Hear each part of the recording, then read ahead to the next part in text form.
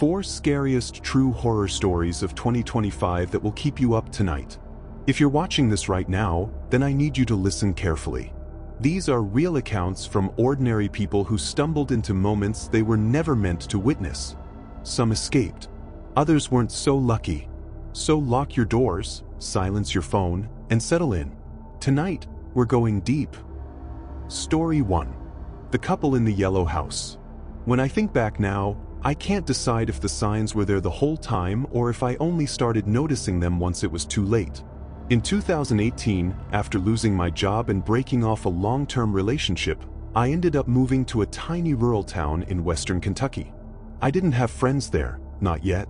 So when a friendly older couple approached me at the local farmer's market and asked if I could house sit for them while they visited their daughter across the country, I saw it as a chance to integrate myself a bit.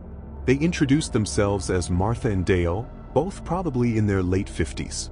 Their property, a yellow-painted farmhouse sitting at the end of a gravel road, looked charming from the outside. Inside was another story. Every room felt staged, like it wasn't lived in. Perfectly aligned furniture, no personal items, no clutter. It felt like a house meant for viewing, not living. Still I agreed. Money was money. When I arrived for my week-long stay, they gave me a list of instructions. Feed the cats, water the plants, lock the basement door at all times.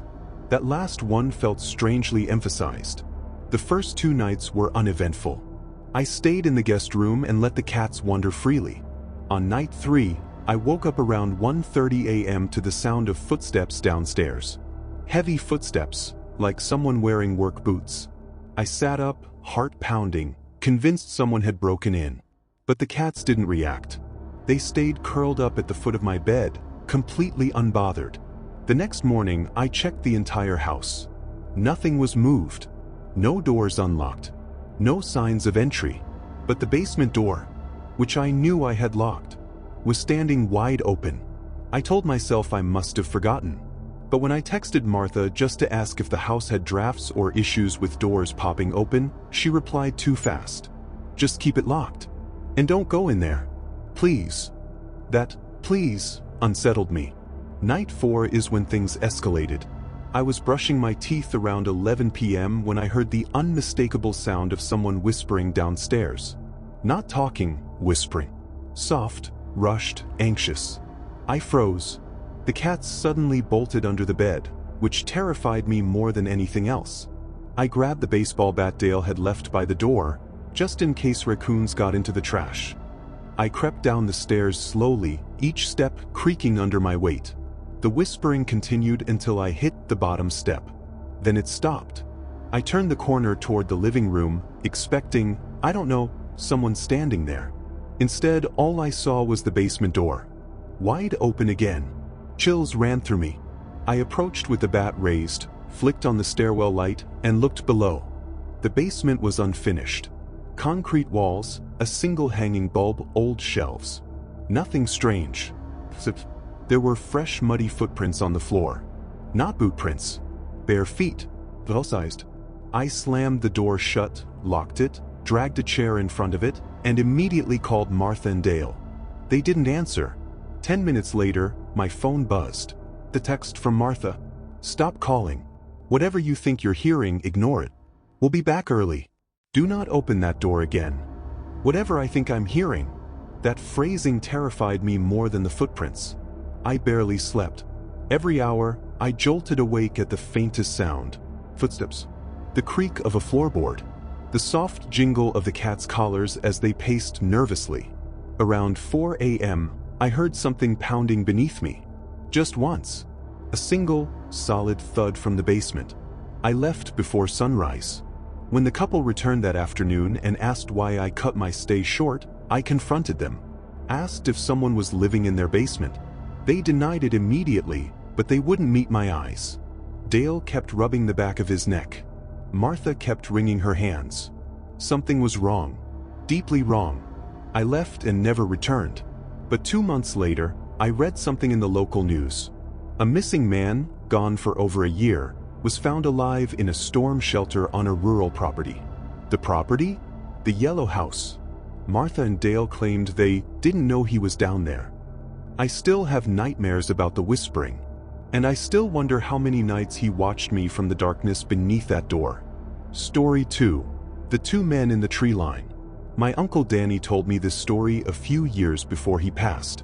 It was the only time I ever saw the man genuinely afraid, like the memory itself physically hurt. Back in the mid-90s, Danny worked as a wilderness surveyor in northern Idaho. He'd go out for days at a time, mapping terrain and marking property boundaries for logging companies. Most of the time he had a partner, but on the trip that haunts him, he was alone. He was 6 miles off the main road, staying in a white canvas tent, when he first heard the voices. It was almost 3 a.m. A freezing wind had swept in. He was half asleep when he heard 2 men speaking somewhere outside his tent. Not yelling, not whispering, just speaking. He sat up, instantly alert. He knew he was the only registered surveyor in the area. These woods were closed off for the season. But the strangest part? The voices weren't having a conversation with each other. They were speaking in unison, like 2 people rehearsing the exact same lines at the exact same time. Danny grabbed his flashlight and carefully unzipped the tent. The voices stopped immediately. He swept the beam across the clearing but saw nothing except darkness and trees. The next morning, he found footprints near the edge of his camp. 2 sets. Bare feet.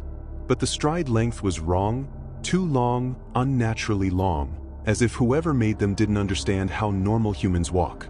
Danny radioed his supervisor, but it didn't go through. No surprise, the valleys in that region always killed signals. He continued surveying but couldn't shake the feeling of being watched. Every time he looked toward the thick tree line, he swore he saw movement, something ducking behind a trunk too fast to track. That night, he built a small fire and tried to sleep. At about 1 a.m., the voices returned. This time closer and clearer. 2 men saying, in perfect synchronization, "Where is he? Where is he? Where is he?" Over and over. Danny panicked, grabbed his gear, and crawled out the back of the tent, trying not to make noise. He crept toward the woods, keeping low, planning to circle around and reach the service road before sunrise. Halfway through the trees, he looked back.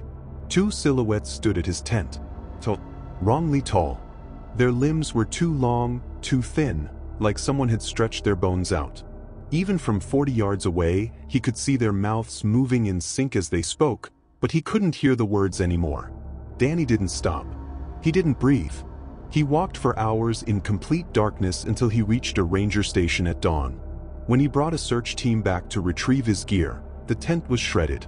Not slashed, pulled apart, like someone tore the fabric with sheer force. No footprints. No tire tracks. Nothing in the woods but silence. Danny never camped alone again. When he told me that story, he said one thing I never forgot. They weren't looking for me. They were looking for whoever was pretending to be me. He died convinced those voices weren't human. And honestly, I believe him. Story 3. The House with the Quiet Windows. I moved to a new neighborhood last year, one of those overly quiet, clean, manicured communities where the air always smells faintly like cut grass and expensive laundry detergent. I chose it specifically because it felt safe. After dealing with a stalker ex, I needed distance, a fresh start, and neighbors who minded their own business. For the most part, that's exactly what I got. Except for the house across from mine. It was massive. An older brick place with tall, narrow windows that always seemed to reflect shadows wrong. A man in his early 30s lived there, or at least that's what the loan officer had told me when I was buying my house. She described him as quiet, independent, keeps to himself. I didn't think much of that at the time, but I noticed something immediately once I moved in. He never left the house during the day. Not once. Not for groceries, not for the mail, not for work. Nothing. Lights would flicker on at night, but never consistently. Sometimes the top floor. Sometimes the basement. Sometimes, in the middle of the night, every light in the house would blaze for a few seconds before going pitch black. I tried not to overthink it. Everyone lives differently. About a month in, I finally saw him. Just a glimpse. I was taking out the trash when I noticed someone standing in one of the front windows of that house, half hidden by the curtain. He wasn't doing anything. Just watching. I waved instinctively. The curtain snapped shut. A few nights later, around 2 a.m., I woke up to the sound of voices outside. Not yelling, just many people murmuring at once. My first thought was a late-night party, but when I looked outside, the street was empty except for faint, moving shadows inside the brick house across from mine. My curiosity got the better of me. I threw on a jacket and stepped outside, pretending to check my mailbox so I could get a better look. That's when I realized something that made my stomach twist. The voices weren't coming from the house. They were coming from the open garage. I took a few cautious steps closer. The sound became clearer, layers of voices talking over each other. Women, possibly kids, all overlapping, like a dozen conversations playing simultaneously. But there weren't any cars parked outside. Nothing suggested anyone was visiting. The garage light flicked off. Instant silence. I bolted back inside. The next day, a package meant for him was accidentally delivered to my porch. Normally I'd return it immediately, but I hesitated. When I eventually forced myself to bring it over, I knocked 3 times. No answer, but the package vanished later that afternoon. After that incident, the behavior escalated. I'd wake up to the sound of footsteps on my porch but find no one there. My cameras caught nothing, not even motion alerts. I started sleeping with the lights on. 3 weeks later, I woke one night to flashing lights outside, police cars. I rushed to my window just in time to see officers forcing their way into the brick house. Within minutes, they escorted a man out in handcuffs. My neighbor. His expression was strange. Not angry, not scared, just blank, as if he wasn't processing anything. The next morning, my curiosity got the better of me. I approached one of the officers still parked outside and casually asked what happened. He hesitated before answering. Someone called anonymously, said they heard screaming from the house. Screaming? I said. I thought he lived alone. The officer looked at me like he wasn't allowed to answer. All he said was, "That's what he told us too." He nodded toward the house before adding, "But the basement's a different story." I didn't understand at first. Then he realized he'd said too much and walked away. Later that day, when the police finally left, I saw something I still can't explain. A single face in the window. Not the man's. A woman's face. Expressionless. Motionless. I blinked, and she was gone. The house has been empty ever since. But sometimes late at night, when the street is quiet and the wind dies down, I still hear faint voices drifting from the direction of that garage.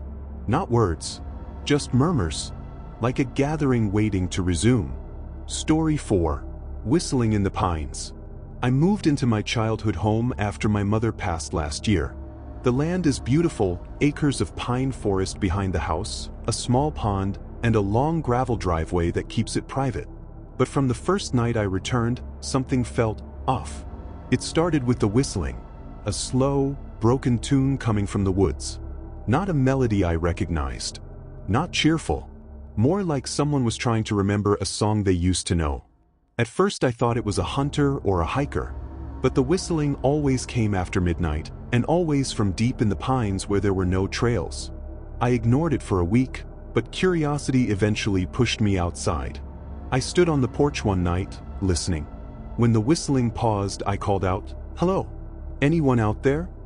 The tune resumed instantly, but this time closer. My blood ran cold. I backed inside and locked the door.